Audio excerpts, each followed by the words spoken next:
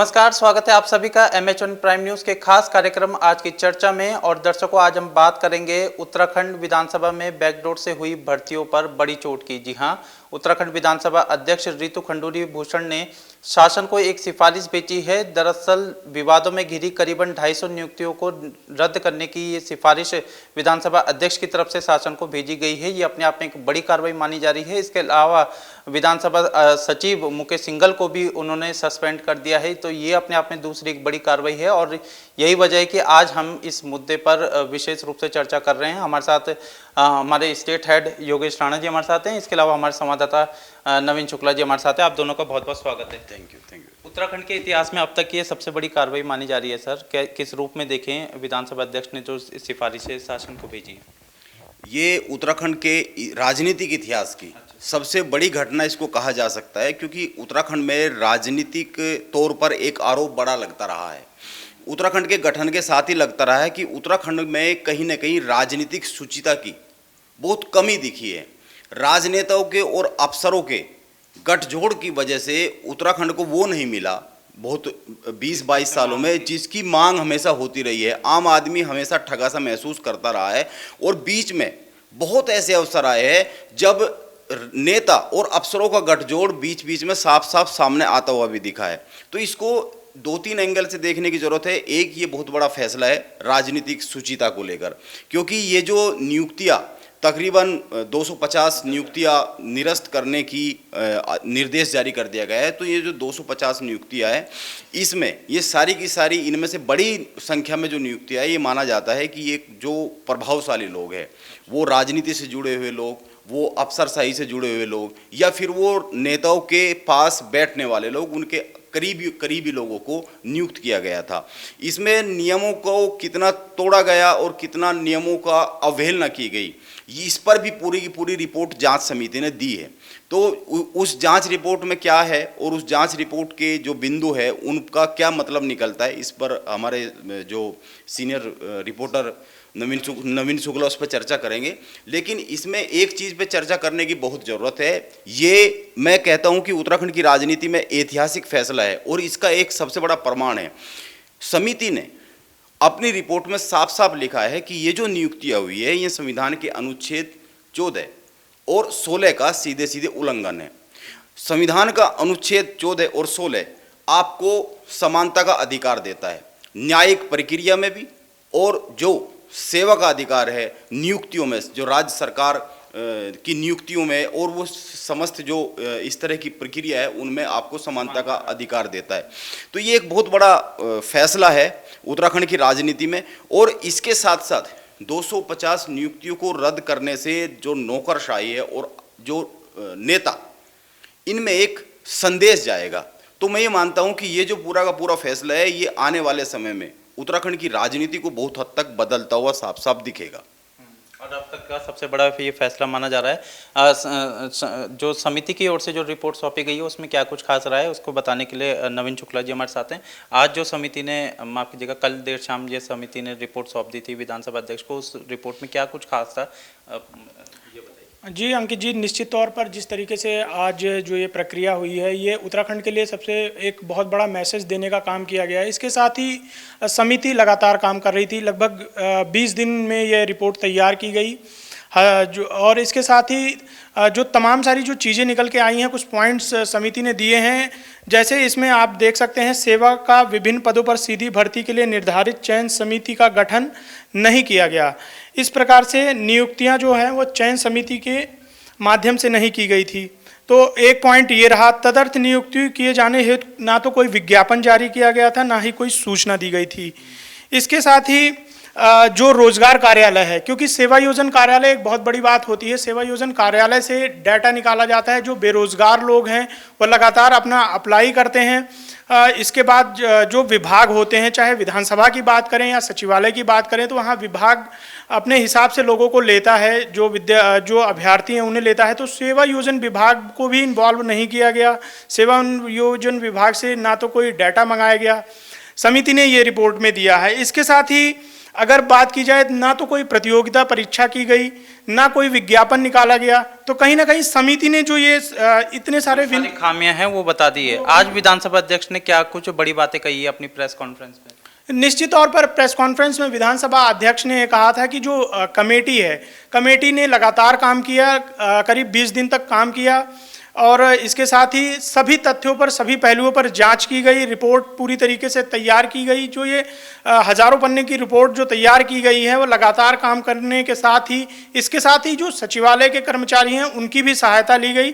तो कहीं ना कहीं सभी तथ्यों पर ध्यान रखते हुए इस कमेटी का गठन किया गया था और कमेटी ने अपनी जो रिपोर्ट है वो विधानसभा अध्यक्ष के सामने रखी। तो 2000 से अधिक पन्नों की जो रिपोर्ट है वो समिति ने विधानसभा अध्यक्ष को सौंपी है। उसके बाद विधानसभा अध्यक्ष ने एक बड़ी कार्रवाई की है और भी कई सारे सवाल हैं। एक बड़ा सवाल तो सर यही उठता है क्योंकि समिति ने भी अपनी इस बात में, इस रिपोर्ट में कहा है कि नियमों को दरकिनार किया गया। पूर्व विधानसभा अध्यक्ष और वर्तमान में हमारे कैबिनेट मंत्री प्रेमचंद अग्रवाल, क्या नैतिकता कहती है कि अब तो उन्हें अपने मंत्री पद से इस्तीफा दे देना चाहिए? उनकी नैतिकता, एक नैतिकता के आधार पर क्या बनता है? देखिए, इसको लेकर मुख्यमंत्री पुष्कर सिंह धामी का एक बयान भी आया है, उस पर बात करेंगे। लेकिन इस पे प्रेमचंद अग्रवाल का जो राजनीतिक भविष्य है वो क्या बनता हुआ दिखता है, इस पर मुख्यमंत्री पुष्कर सिंह धामी ने एक बयान दिया है। वो बहुत साफ साफ बयान है, उसके मतलब निकाले जा सकते हैं क्योंकि राजनीति में संदेशों का और मतलब का बहुत बड़ा महत्व होता है। दूसरा सबसे बड़ी बात ये है, अभी हमारे साथी नवीन शुक्ला जी ने बहुत सारी चीज़ें बताई है कि समिति ने क्या क्या खामियां गिनाई हैं। मैं इसमें एक चीज़ और जोड़ना चाहूँगा। खामियां इसमें कोई दो राय नहीं है, ये सारी की सारी इन बैकडोर भर्तियों में की गई, लेकिन इसका एक बहुत बड़ा राजनीतिक संदेश है। उस संदेश को समझने की बहुत ज़्यादा ज़रूरत है। आपको ध्यान होगा जब ये प्रकरण सामने आया और सामने आने के बाद मीडिया भी इस पर हाईलाइट करने लगा और मुख्यमंत्री पुष्कर सिंह धामी ने चिट्ठी लिखी रितु खंडूरी को, विधानसभा अध्यक्ष को। तो उसके बाद इस पर दो भागों में मत विभाजन होता हुआ दिखा। जैसे आप हरीश रावत के अलावा और भी बहुत सारे लोगों ने ये कहा कि ये जो नियुक्तियाँ है ये नैतिक तौर पर गलत है क्योंकि प्रभावशाली लोगों के, कुछ खास लोगों को रखा गया है। लेकिन इसमें एक बात ये भी आई कि ये विधानसभा अध्यक्ष का विशेष अधिकार है।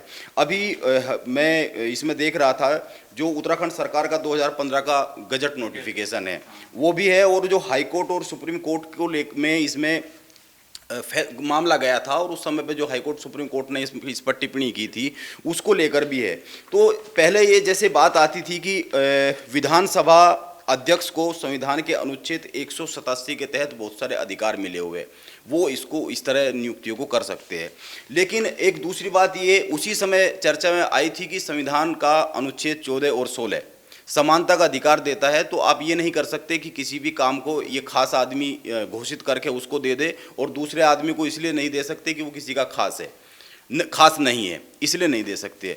तो इसको अगर आप इस नज़र से देखें नियमों के हिसाब से, तो नियमों के हिसाब से बहुत सारी चीज़ें इसमें इस तरह की सामने आ सकती है कि मत और आप उसके पक्ष और विपक्ष में खड़े होते दिख सकते हैं, लेकिन इसका राजनीतिक संदेश हमें समझना पड़ेगा। खासकर उत्तराखंड के परिदृश्य में राजनीतिक संदेश ये है कि उत्तराखंड में आप जब अधीनस्थ सेवा चयन आयोग को देखते हैं 13 भर्तियों की जांच शुरू हो जाती है और 50 के आसपास लोग पकड़े जाते हैं, उसमें नेता, अफसर और तमाम लोगों का एक सिंडिकेट सामने आता है। तो इसी तरह सिंडिकेट जगह जगह अलग अलग विभागों में अलग अलग तरीके से पिछले 22 सालों में उत्तराखंड में काम करता रहा है। तो उस सिंडिकेट पर भी एक बहुत बड़ी चोट है जो ये बैकडोर भर्तियों को 250 भर्तियों को निरस्त करने का काम ये विधानसभा अध्यक्ष ने किया है। तो इस नज़र से भी इसको देखने की बहुत ज़्यादा ज़रूरत है। और रही इसकी बात ये गोविंद सिंह कुंजवाल के दौर की, और इसमें एक चीज़ और बहुत महत्वपूर्ण है, आप विधानसभा सचिव के मामले को नज़रअंदाज नहीं कर सकते, मुकेश सिंघल को नहीं कर सकते। मुकेश सिंह रिपोर्ट में मुकेश सिंघल को लेकर सीधे सीधे बात आई है कि उनकी जो कार्यप्रणाली है वो संदिग्ध दिखी है। इन जो भर्तियाँ ये जो भर्तियाँ है खासकर उपनल की जो भर्तियाँ 22 भर्तियाँ उपनल की भी रद्द की गई है। और इसके साथ साथ वो जो कंपनी जो 2 दिन के अंदर अंदर बिल सबमिट करने के साथ ही भुगतान कर दिया गया, तो बहुत सारी अनियमितताएं हैं। तो इसको साफ साफ एक संदेश है ये उत्तराखंड की राजनीति के लिए और उत्तराखंड की अफसरशाही के लिए कि अब ये सुधरने का वक्त है और उत्तराखंड के आम नागरिक के लिए, उत्तराखंड के उत्थान के लिए काम करने का ये वक्त शुरू होता है। और अगर नहीं होता है तो इस तरह का एक्शन कभी भी लिया जा सकता है। अच्छा, विपक्ष ये कह रहा है कि भले अध्यक्ष जी ने ये आज ये सिफारिश की हो, लेकिन दो बातें वो कह रहा है कि एक तो आपने मान लिया है कि प्रेमचंद अग्रवाल जी ने भाई भतीजावाद किया है, उसमें कोई दो राय नहीं, अगर आपने वो नियुक्तियों को आप रद्द कर रहे हैं। दूसरी बात विपक्ष ये कह रहा है कि आप फिर प्रेमचंद अग्रवाल जी पर कार्रवाई क्यों नहीं कर रहे। तीसरी बात वो ये कह रहा है कि जो अब तक राज्य गठन के बाद से अब तक जो भर्तियां हुई है ये सारी क्यों नहीं जांच के दायरे में आ रही है। तो देखिए इसमें क्या है, जब ये समिति 3 सदस्यीय समिति गठित की गई थी उस समय ये बात आई थी और विधानसभा अध्यक्ष रितु खंडूरी ने साफ साफ कहा था कि उत्तराखंड गठन से लेके 2021 तक सारी भर्तियां जांच के दायरे में आती है। उनकी भी जांच होगी, 2 भागों में जांच होगी। अब दूसरे भाग की जांच कब शुरू होगी, कब उसकी रिपोर्ट आएगी, इस पर तो इंतजार करना पड़ेगा कि क्या तस्वीर बनती है। मेरा मानना है कि उसकी भी जांच होनी चाहिए। और रही बात इसको लेकर कि प्रेमचंद अग्रवाल का राजनीतिक भविष्य क्या रहेगा, मैं एक बात कहता हूं कि ये विधानसभा की बैकडोर भर्तियों का मामला दिख रहा है। उत्तराखंड में तो गठन से लेकर आज तक हर जगह इसी तरह का हुआ है। तो ये तो एक बड़ा संदेश है, चाहे उसमें कांग्रेस के लोग हो, चाहे उसमें बीजेपी के लोग हो। और ये तो गोविंद सिंह कुंजवाल के कार्यकाल की सबसे ज्यादा भर्तियां तो उन्हीं के कार्यकाल की थी। इस हिसाब से तो उन पर भी होती है, सब पे होती है। इसके राजनीतिक मायने हैं इस फैसले के, और राजनीतिक मायने अपने आप में बहुत बड़े मायने होते हैं। राजनीति को सुधरने की जरूरत है उत्तराखंड की, और राजनीति में डर पैदा होना चाहिए कि फैसले खिलाफ भी आ सकते हैं। ये एक बहुत बड़ी बात है। अफसरशाही पर इसका कितना असर मानते हैं कि पड़ेगा? देखिए अफसरशाही पर तो आप ये समझिए, अगर पिछले 2-3 महीने की उत्तराखंड सरकार की आप काम करने की का तरीका देखेंगे, शैली देखेंगे, तो साफ साफ सी बात है वो उत्तराखंड अधीनस्थ सेवा चयन आयोग, उसके अफसरों का मामला हो, उन पर केस दर्ज हो रहा है। वन विभाग से जुड़े हुए मामले हो, कॉर्बेट से जुड़े हुए मामले हो, बहुत सारे मामले तो सीधे सीधे अफसरशाही के जो गलत काम हुए हैं, जो मनमानी हुई है, वो सीधे सीधे खुल रहे हैं, उन पे केस दर्ज हो रहे हैं, उनकी गिरफ्तारियां हो रही है बहुत सारे मामलों में। और इस मामले में भी विधानसभा के जो मुकेश सिंघल है, विधानसभा सचिव है, उन पर वो सीधे सीधे जांच के दायरे में आ गए, उनका निलंबन कर दिया गया। तो ये अफसरशाही के लिए बहुत बड़ा संदेश है उत्तराखंड की, और उत्तराखंड की अफसरशाही को और नेताओं को एक संदेश देने की जरूरत है। मैं तो कहता हूं कि पिछले 22 सालों में संदेश इस तरह का क्यों नहीं दिया गया और क्यों देने का काम नहीं किया गया। हर बार ये विवादों के घेरे में रही है, हर बार विवादों के घेरे में रही है, अदालत तक मामला पहुंचा है, हर बार इसकी मांग होती थी। और आप तो उत्तराखंड का इतिहास देखिए ना, 22 सालों का, कोई ऐसी भर्ती नहीं है जो विवादों में ना आती हो। वो सरकार के किसी भी विभाग की भर्ती हो, हर भर्ती के खिलाफ युवा सड़क पर आता है, उसकी सुनी नहीं जाती है। जो बेचारा तैयारी करता है वो ठगाव महसूस कर लेता है, और जिनके अपने पहुंच है वो अपना वो एडजस्ट हो जाते हैं। तो ये एक उत्तराखंड की राजनीति में ऐतिहासिक फैसला है। मैं इसको बार बार कहूंगा इस बात को। युवाओं में इसका असर और उत्तराखंड के लोगों पर इसका कितना बड़ा फैसला जाता है, और मुख्यमंत्री की जो छवि जा रही है एक बोल्ड स्टेप लेने की, इसको आप किस रूप में देखिए? इसमें कोई दो राय नहीं है। उत्तराखंड के युवाओं तक भी एक संदेश जाता है कि जो मौजूदा सरकार है वो भर्तियों में गड़बड़ियां करने वालों को छोड़ती हुई साफ साफ नहीं दिख रही है, पहली बात। दूसरी, उत्तराखंड में पलायन एक बहुत बड़ी समस्या है। युवा किसकी तरफ देखेंगे भाई? युवा सरकार की तरफ देखेंगे, नेताओं की तरफ देखेंगे। उनको रोजगार चाहिए, खासकर सरकारी भर्तियों को लेकर और मिलिट्री भर्ती को लेकर उत्तराखंड के युवाओं में एक अलग ही उत्साह रहता है। वो अलग ही उनमें एक इच्छा रहती है, ऊर्जा रहती है, एक अलग ही नई तरीके की। तो ये एक संदेश देने का काम है, इसमें कोई दो राय नहीं है। तो युवाओं में भी इसका एक बड़ा मैसेज गया है। नवीन शुक्ला जी हमारे साथ हैं। अंतिम प्रश्न पूछेंगे आपसे, जो ये इतने बड़े स्टेप मुख्यमंत्री पुष्कर सिंह धामी ले रहे हैं, अब तक की सरकारों ने ये सब चीज़ें नज़रअंदाज करी कहीं ना कहीं, तो ये किस तरीके से आप मुख्यमंत्री के इन फैसलों को देखते हैं? देखिए, अभी योगेश सर भी जिस तरीके से बता रहे थे कि ये ऐतिहासिक फैसला है, ऐसा कदम जो किसी भी सरकार ने नहीं उठाया, चाहे बीजेपी की बात की जाए या फिर कांग्रेस की बात की जाए। कहीं ना कहीं एक संदेश देने का काम किया है मुख्यमंत्री पुष्कर सिंह धामी ने कि चाहे युवाओं की बात हो या फिर करप्शन की बात हो, इस पर तुरंत कार्रवाई सरकार कर रही है। तो कहीं ना कहीं बड़ा संदेश देने की कोशिश जरूर की गई है इन भर्ती प्रक्रियाओं को लेकर। ठीक है, तो कुल मिलाकर के आज हमने इस प्रकरण पर विशेष रूप से चर्चा इसमें की एक चीज और है, हाँ। उस पर और गौर करने की जरूरत है। उत्तराखंड में अगर 22 सालों में अगर देखें तो बहुत सारे ऐसे दर्जन भर ऐसे नेता थे जिन्होंने हर सरकारों में मलाई खाने का काम किया है, कभी इधर कभी इधर कभी उधर, और उन्होंने बहुत सारी चीज़ों को सामने आने नहीं दिया, उन पे एक्शन होने नहीं दिया। ऐसे नहीं सामने नहीं आती थी, पहले भी अखबारों में खबरें छपती थी, पहले भी मीडिया खबर छापता था, लेकिन एक्शन नहीं होते थे। और ये भी गौर करने की बात है कि जैसे सरकार अति एक्टिव दिख रही है, उत्तराखंड का जो नागरिक है, उत्तराखंड के जनता है, वो भी एक्टिव है। इस बार का जो विधानसभा चुनाव है ज़्यादातर को घर बैठा दिया है, और अगर कोई घर भी नहीं बैठा है तो सरकार में तो कोई है नहीं।